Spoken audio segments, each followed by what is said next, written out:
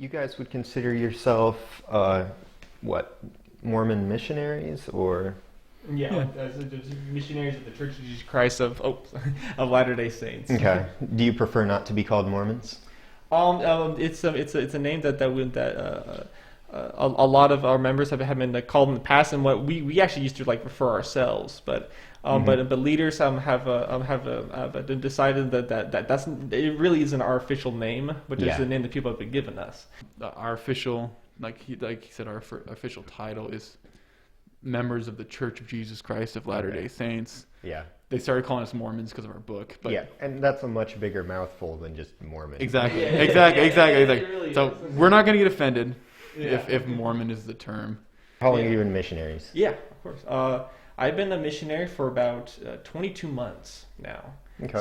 So we served for about 24 months for our mission, and we just spend our time and efforts just trying to help people find a better life for themselves, and to just become just generally just closer to God. Okay. And what does that look like? What kind of things do you do? Well, before COVID, before everything started coming down, a lot of it was just about from where I know, so just a lot of street contacting. You would walk up to people up onto the streets just and kind of talk with them. Yeah. If they seem interested, we will meet them again at their own house at a set time that they appointed, and then we just talk about Christ, or just talk about the struggles that they're going through, and try to help them with gospel inspired messages. Another way of finding that we also did was just walking up to a door and just knocking, and but now that's been completely changed, and we can't do that anymore because of COVID. Yeah. And so would you like to talk about that change?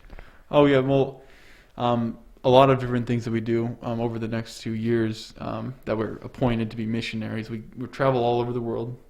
Right now, we're in the States. I was originally called to serve in Norway, Oslo, Norway, the capital. And right now, COVID has kind of shut that down. Yeah. So we as missionaries kind of go around through the communities, do a lot of community service, and just try to spread the gospel with anyone who has open minds to hear it. So you guys get sent to a lot of places. How do they decide where to send you? Yeah. So we, as a religious organization, one of the main beliefs of our church is we believe in modern revelation. That is spiritual guidance from God to individuals about different things in our lives. So we believe that when missionaries are called to serve, it's by that revelation. So our higher ups in our church, our apostles, will pray and gain revelation for where we need to be. That's how we make our mission, just our efforts with the people, and how we guess we view our situation in different places, because there's missionaries that down in some South America, and there's the missionaries just all over, and it's just kind of like how they view the situation, and how they take into perspective. It can really just affect their whole attitude for a mission. Yeah. So you mentioned that you served for 24 months, right? So how is that determined? Is that just a thing that everybody does, or? In our church, it is an option to go on a mission. It's not a mandatory service that you have to do.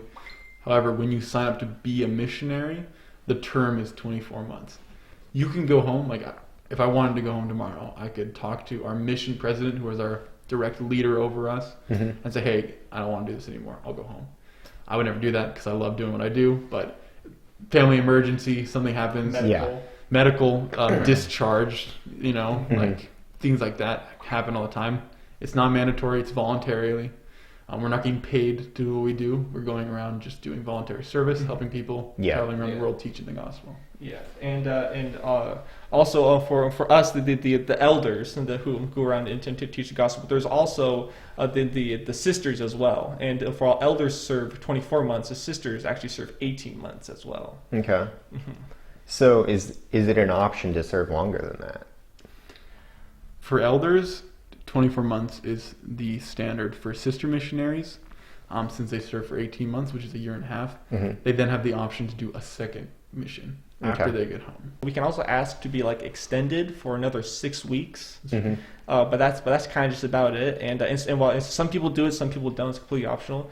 But there's also something else which we call a senior mission, and it's just it's like later on maybe like when you're like in your 40s or 50s, but it's actually just any time. But you can come back out again as a service missionary as you're just much older, and you can just go by yourself and like not even have a companion, or you can go with your spouse as well, and you both just go to an area which they have selected for you, and you serve there for I think like. I think like the terms are your choice. You can either serve 18 months or 2 years, maybe just even 1 year as well. Okay. And you have your own house, and a lot of people who do it preferably do it after they've retired. Yeah.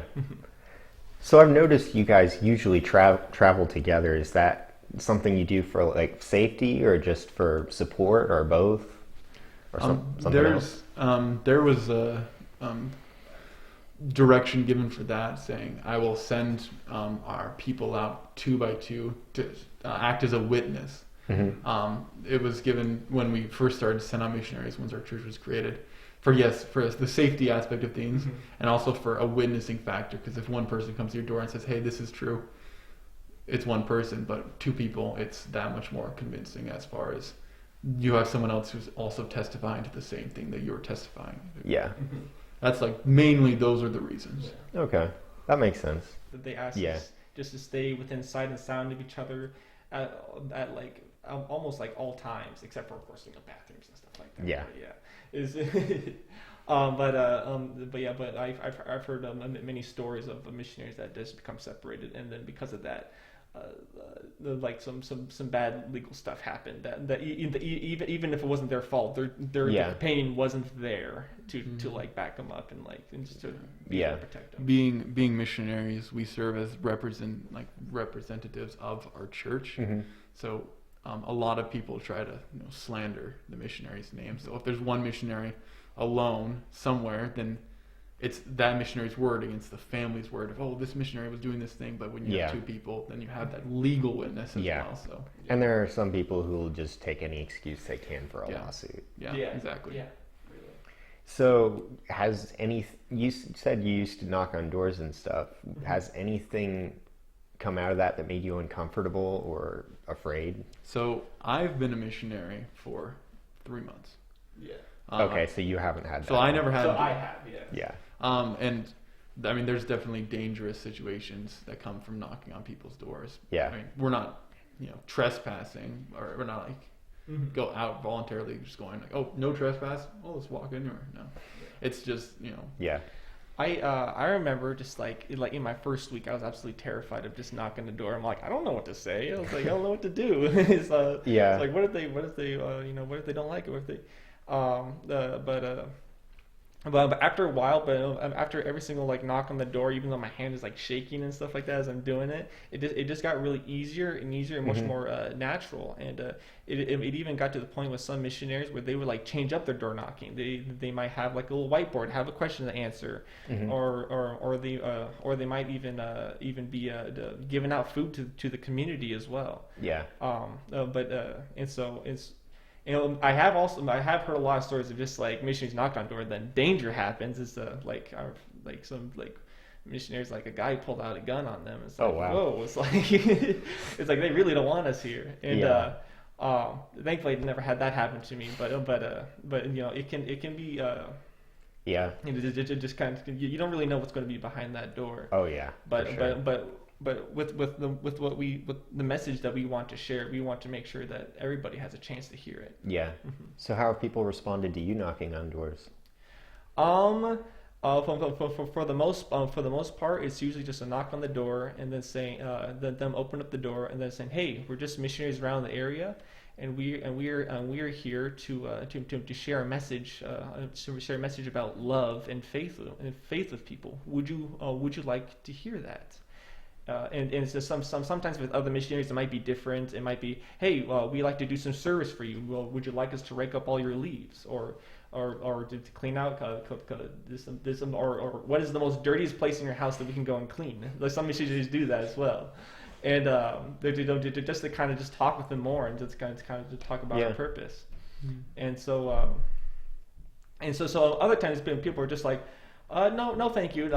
Thank you though. And so then just close the door. Other people just they just open up the blinds, look through, and then close it, and then just don't open the door. Yeah. I remember knocking on the door, and like one guy just walks up, the screen door walks up, opens up, and says, "Go away," and then closes it again.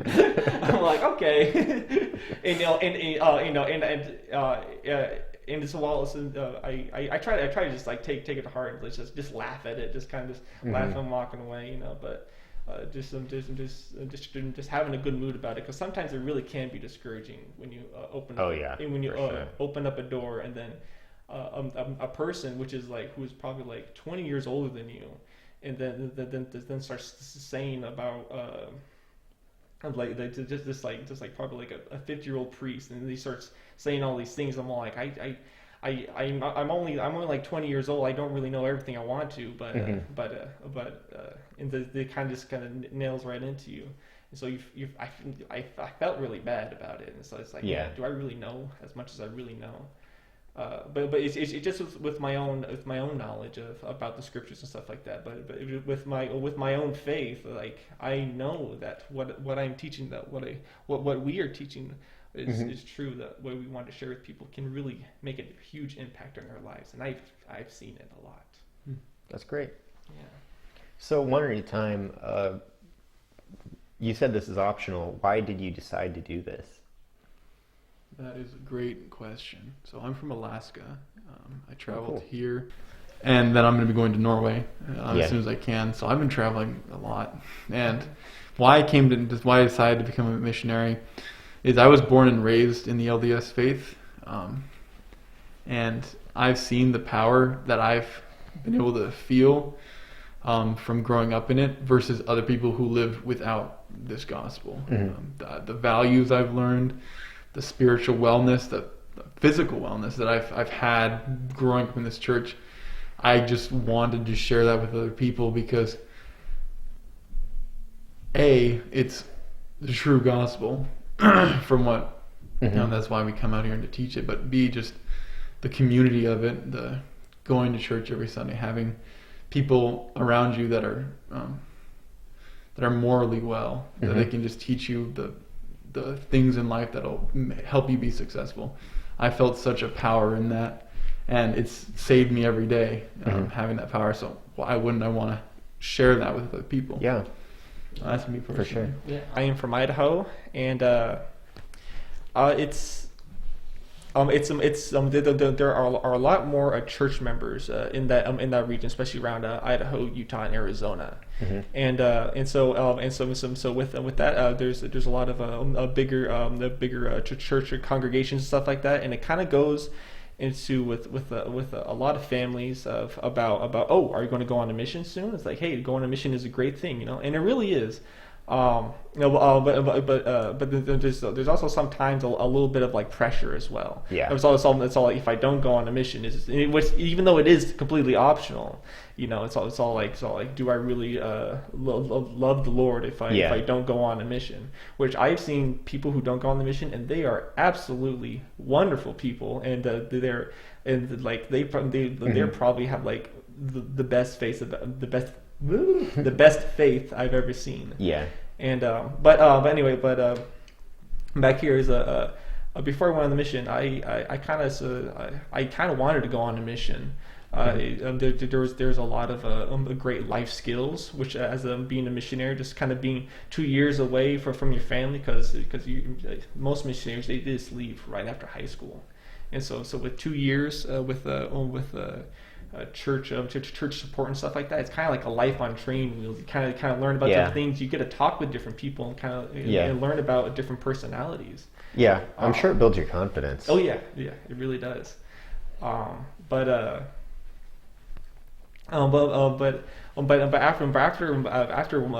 and I went out into the mission, kind of having that idea, just all like, this is a great life thing to do. This is a great thing to learn. But then when I got out here, I learned it was so much more than that.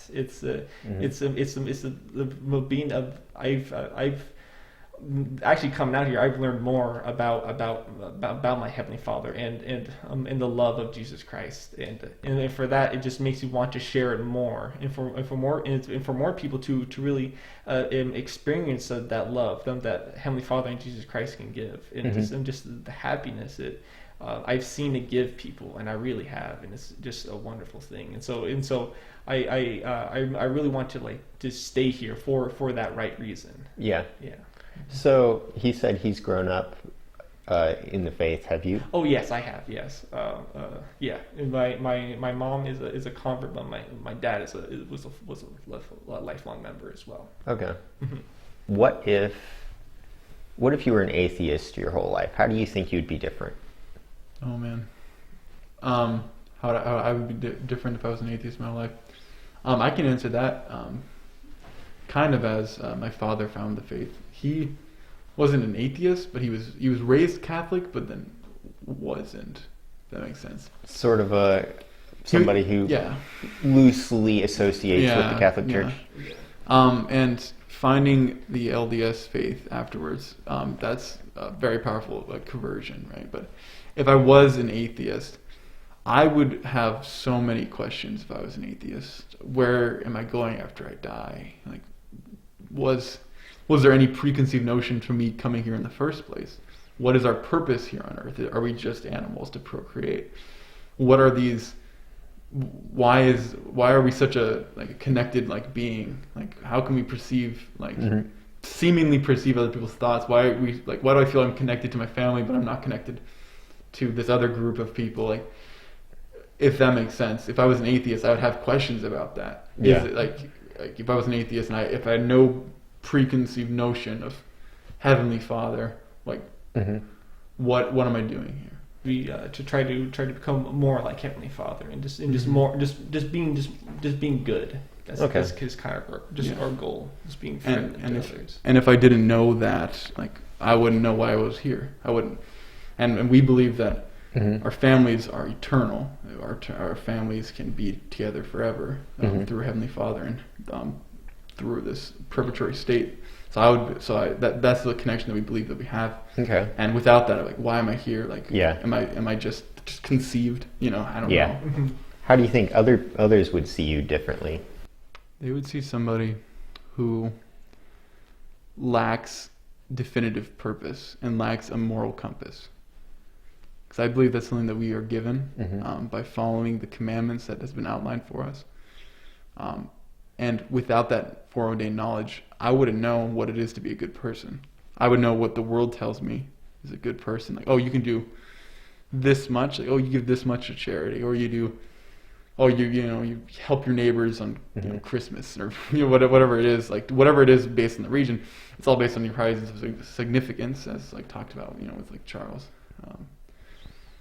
In the Ethics of Authenticity, I think is the book that I read on that. But it all just my moral compass, I wouldn't know what it would be. It would just be my identity would just be shaped around the people around me, and if I was in a poverty situation, my identity would reflect that, and I would become those people. But given that I'm relating to a higher power, I have those not so much higher standards, but I have standards, and that is a big difference. Right? Okay. So they would see someone who is lacking all of that. Okay. That makes sense. Yeah. Thank you. All right, for me now. Okay. You've had time to think about it. Yeah, a little bit. Yeah. If I never knew of this and was just an atheist, I think before a missionary and stuff like that. I don't think I lived I still had the church that guided me and stuff like that. But even before the mission, I had a lot of struggles and stuff like that. I was hanging around with some people which while they were great people to have a good time with and stuff like that. They probably didn't encourage the best of choices as well.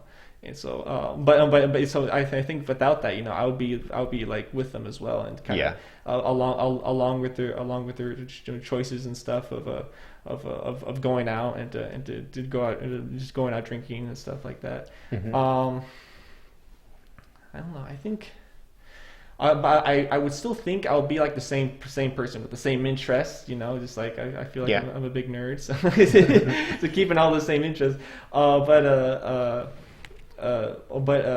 I think with really to talking about of who I'm with and what kind of the people that I would most tend to hang out with of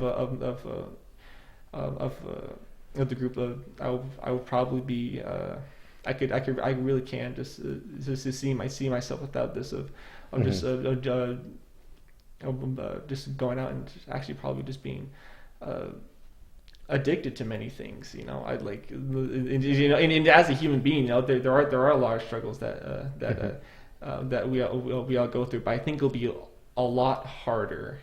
To like staying away from it and not really having that kind of I guess guidance throughout all my life to kind of to steer me away from that path. Yeah, just not to assume. Why do you think it would be much easier to stay away from addiction specifically? To trust with your family, and also having the trust with your faith as well. Just having something to lean back on when things are really difficult. So people to hold you accountable, basically. That's a much better word than what I was going to.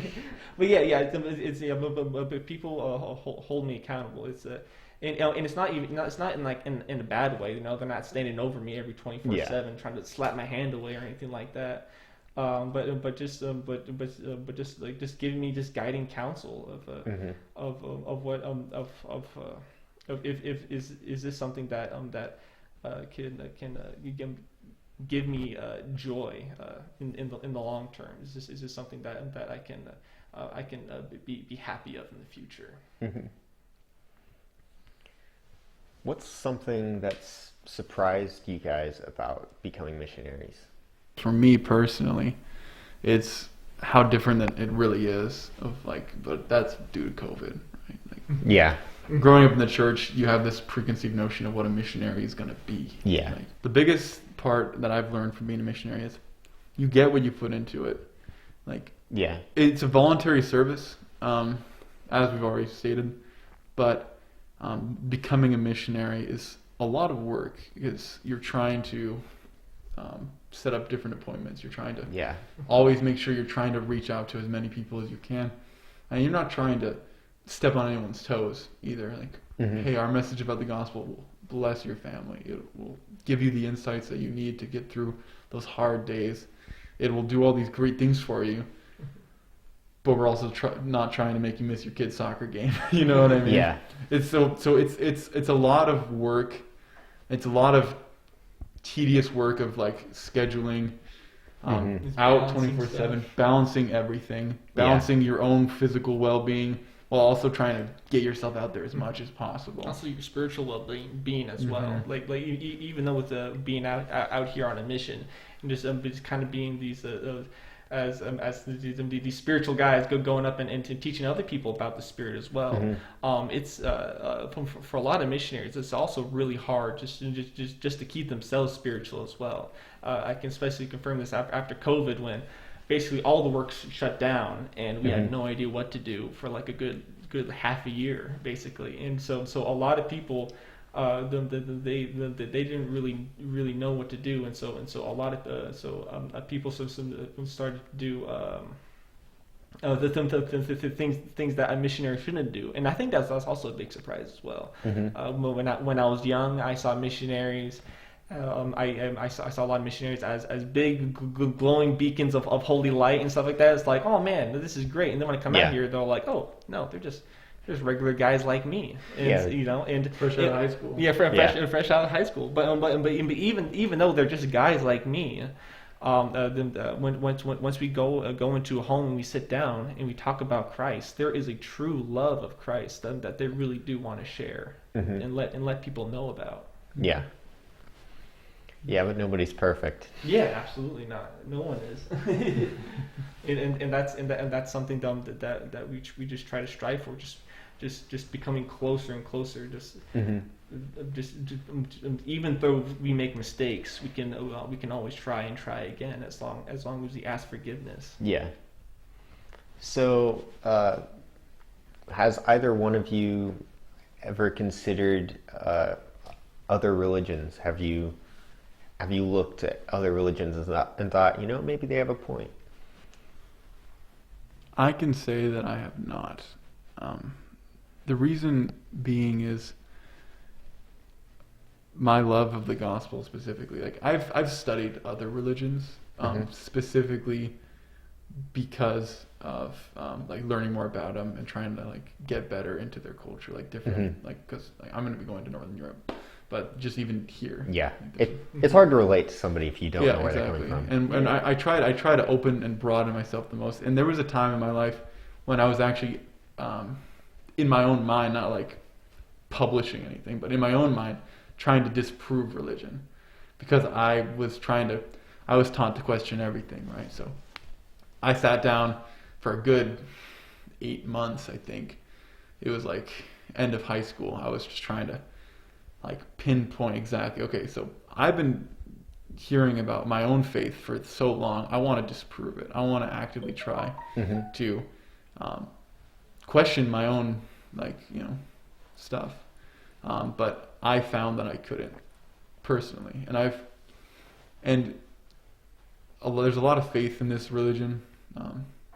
But from what I've seen, I can't disprove my own faith, if that makes sense. Yeah. So from what I've experienced now, I think it's impossible that I can get rid of my own faith. If that makes sense. Yeah, not really. I mean, I looked at it because I'm like, hey, that's pretty interesting. I kind of want to learn more about it as what he said. Yeah. But there wasn't really one that I thought about as being, hey, maybe they have something which all religions, they all teach good things. They all like a lot of there are a lot of good religions with good people out there, and I'm not trying to like saying like no, these are all. There are a lot of good people out there with a lot of good religions that teaches great things. Yes, let's go ahead and pause that for a second. So I know a lot of people think that religion tends to be associated with how good a person is. Do you think it is? Like how a person is? Like how good a person is. Is it associated with their religion, or are they unrelated? No, I think that's unrelated. Okay. I know some people who are not members of the church and they're wonderful people. I know people who are in this church and I'm like, okay, it's like and I guess it's me being judged, so I guess that's not even good at me either. So, but it's something there is a lot of good people in depend no matter what kind of religion or setting there are. Yeah. It makes me happy that you say that because I feel the same way. Yeah, of course. Yeah, no, I don't think it's like this religion has the best people and this religion has this good as people. Yeah. It really is just different levels of how it's just based on the person. Yeah, it really is. And this is just the person and just the what kind of like life guidelines they believe in. Yeah. Because I know some really good people out there, and they're fantastic people. How do you guys feel about being missionaries? Does it make you feel, and I'm talking about like really basic, does it make you feel important? Does it make you feel excited? Does it make you feel anxious? All the above? Yeah, really all the above for me. Every situation is different. I've been going to, a family that we've met before. We're in the middle of talking with them, and I'm like sweating. It's like, are they just bored? Am I like saying the right things? Because we believe in our church that we are becoming. When we put on these name tags, it says, Elder Anderson, the Church of Jesus Christ of Latter-day Saints. We believe we're physically putting Jesus Christ's name on us. Mm-hmm. We are trying to become like him. And what was Jesus Christ? A perfect being who ministered to the people. And that's what we're trying to do. We're trying to not imitate, but we're trying to come to likeness with that and minister to the people. So I feel anxious that I'm doing it good enough. Yeah. I get scared when I'm going into situations I don't know anything about, but I feel proud because I'm trying my best to become more like him, and I'm feeling the spiritual guidance that I need to feel to get those things done. Sounds very high pressure. It is, especially when you consider. It can be in some situations, yeah. It's when you consider different situations, you consider different people, and you consider that the age gap for a missionary is 18 to 24 for a male. That's it. So you can go on a mission between that age, and then anytime after that, then you can go on a senior mission. But this is the mission. Yeah. So I'm 18. And it's high pressure when I'm going in and, you're going to teach this previous pastor about the gospel. It's like, okay, bring it on, fresh out of high school. Yeah. Like, I'm not worried about it.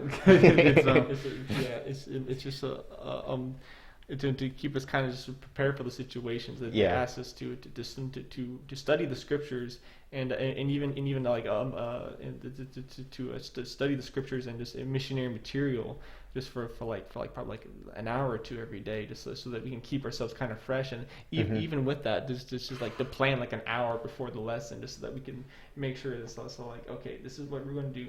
You're going to talk about this, and then I'm going to talk about this part, and then it's kind of just like back and forth, kind of like prepping up for the lessons, like it's going to go good, to make sure that that the person that we're teaching, that they can actually make sense of